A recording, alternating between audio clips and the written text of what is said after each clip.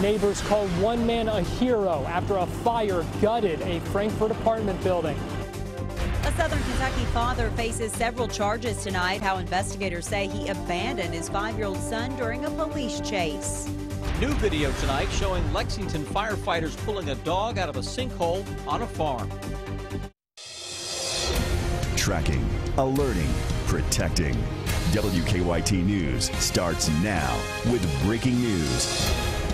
Good evening to you. Tonight, Lexington police are trying to figure out what led to a shooting that sent a man to the hospital. And right now, they say they don't know who's responsible. The shooting happened about 9:15 tonight near the intersection of Michigan Street and Whitney Avenue. They say a man was shot in the leg, then rode his moped down Michigan Street looking for help. Police say they found him just down the street. He was conscious and coherent. He was not particularly forthcoming with information, so the investigation's still underway. Police say the man was taken to UK hospital. They say his injuries are not life-threatening. Police say right now they do not have a description of any possible suspects in this shooting tonight. This evening, 4 Franklin County families have been forced out of their homes. A fire ripped through their apartment building, leaving much of it damaged. That fire started late this afternoon along Sequoia Trail in Frankfort. Firefighters were able to rescue 3 cats from the building. New tonight, Garrett Weimer talks to firefighters and people who live in the area. It's our top story at 11.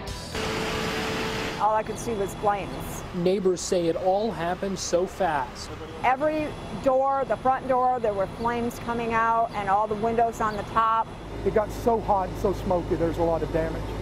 When firefighters got here, everyone who lives in the building was out safely, except for 3 cats who crews were able to pull from the building and revive with oxygen. There's a large part of the population that their pets mean more to them than the belongings inside. So I'm sure it means a lot to her to get them back.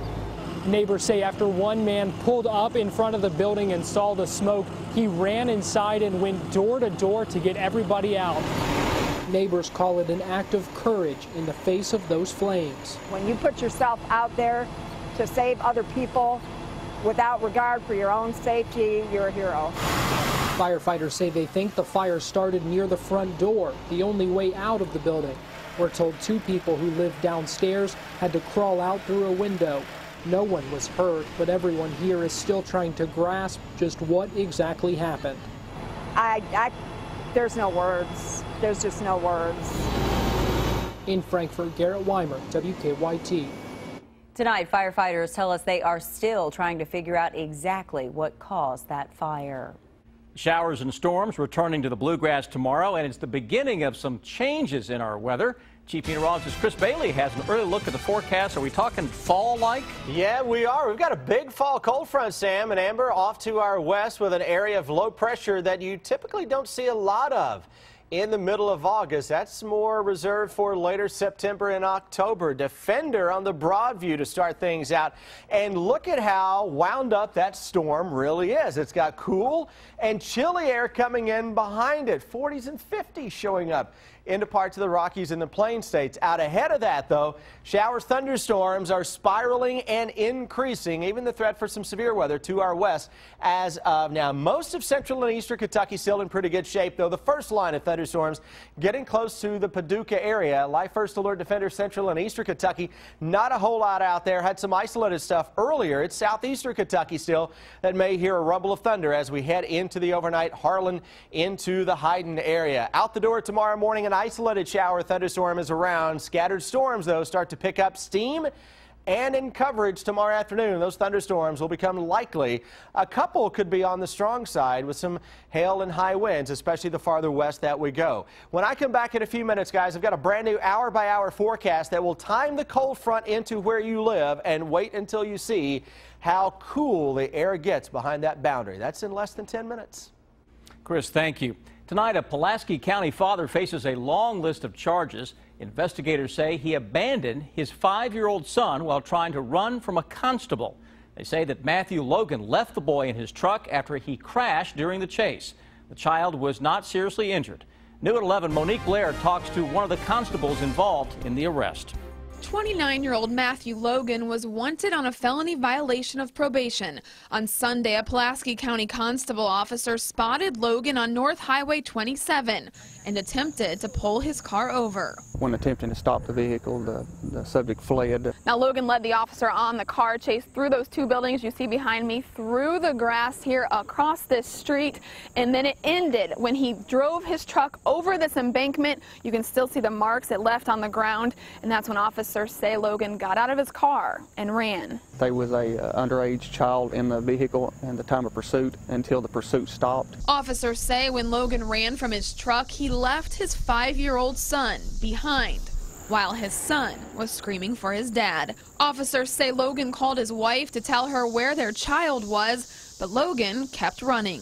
I was in the area here when the subject entered the roadway in front of my unit. 4th District Constable James Mayfield says he told Logan to stop, that he was under arrest, but Logan didn't stop. Mayfield caught up to Logan and a scuffle began. He says Logan reached for his gun 3 times. Your adrenaline's running so much, you really don't pay much attention. My main objective was to apprehend the suspect and keep him from getting my weapon from my holster. A Pulaski County Sheriff's deputy assisted Mayfield and tased Logan, and then he was transported to the Pulaski County Detention Center. In Pulaski County, Monique Blair, WKYT. EMS was called in for the child for precautionary reasons, but he was not hurt. Officials say they found needles, Suboxone strips, and pieces of pills in Logan's truck. New tonight, it appears Subway pitchman Jared Fogle has agreed to a plea deal in a child pornography case.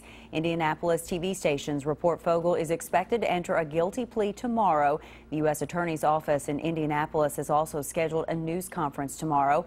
6 weeks ago, federal authorities seized electronics and other items from Fogle's Indiana home. That came after the former director of Fogle's foundation, Russell Taylor, was arrested in a child porn case. Tonight, Subway tweeted that the company no longer has a relationship with Fogle and would have no further comment. New tonight, the Winchester Board of Commissioners has approved a settlement in a lawsuit dealing with overtime pay for firefighters. The Winchester Sun reports the city settled with 60 current and former firefighters and will pay $800,000 as part of the settlement.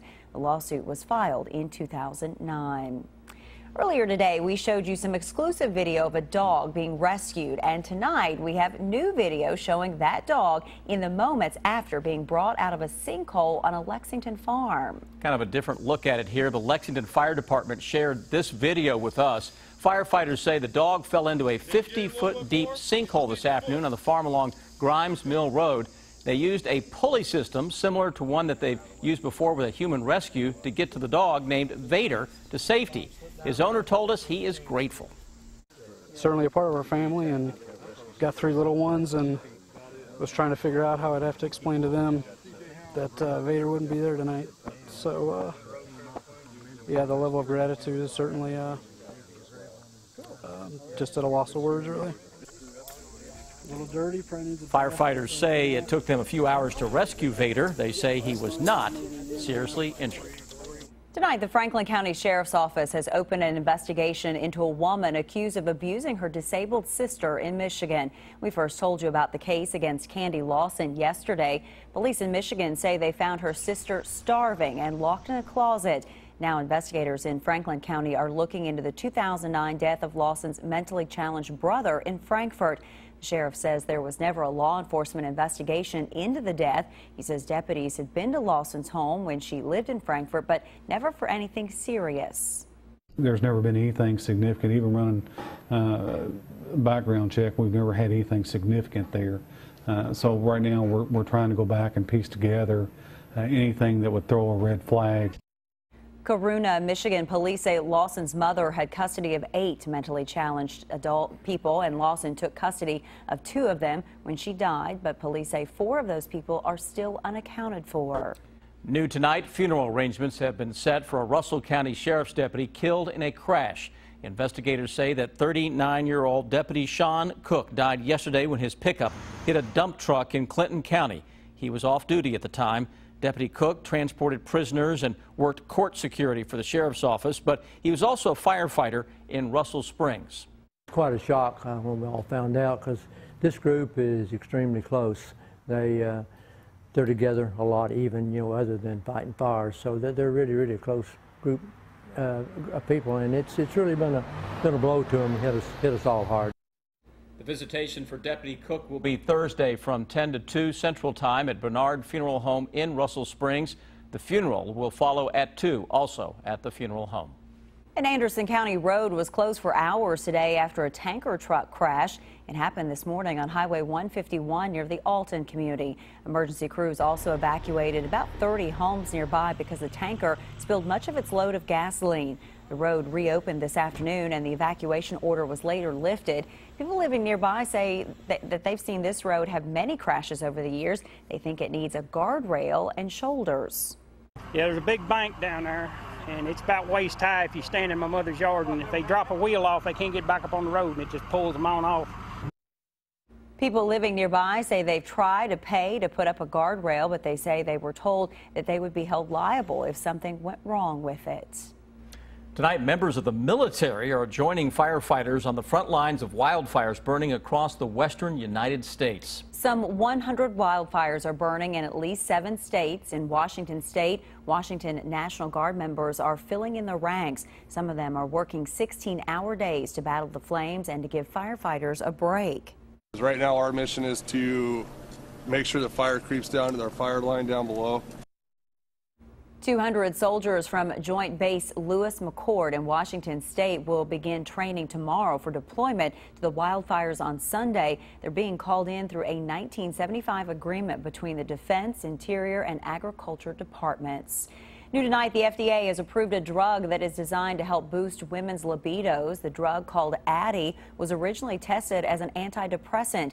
It affects the mind instead of treating physical symptoms. The maker of the drug says it could be available by October 17th, but critics of the drug warn about potential side effects, including sudden unconsciousness and nausea. The FDA says the drug will only be available through certified healthcare professionals and pharmacies. New tonight, medical researchers are warning about drug-resistant head lice. They say that Kentucky is one of 25 states around the U.S. where this type of lice has been found. Researchers say lice are building up a tolerance to traditional over-the-counter treatments, but they say many prescription medications are still effective against this type of lice. New tonight, Rosie O'Donnell's 17-year-old daughter has been found safe. In a tweet tonight, O'Donnell thanked those who helped in the search. Police say Chelsea O'Donnell was found in a New Jersey home. Rosie O'Donnell said Chelsea was in need of medical attention and had disappeared with her therapy dog in New York State. Police had been looking for her since being reported missing on Sunday. Tonight, a group of people trying to raise money for 3 churches in Johnson County damaged by last month's flash flooding. One of these we reported on from the scene. The Ramey Branch Gospel Church had to be demolished because it was damaged beyond repair. Paintsville native Jimmy Guess is leading the fundraising effort. He's asking every church in Kentucky to help out. Take up extra offering, $10, $5, it don't matter. Just help us rebuild these churches. We've got over $250,000 worth of damage to 3 churches here. A fund has been set up at BB&T Bank to collect donations for the damaged churches. And a lot of those people still having services despite not having a church to go to. Yeah.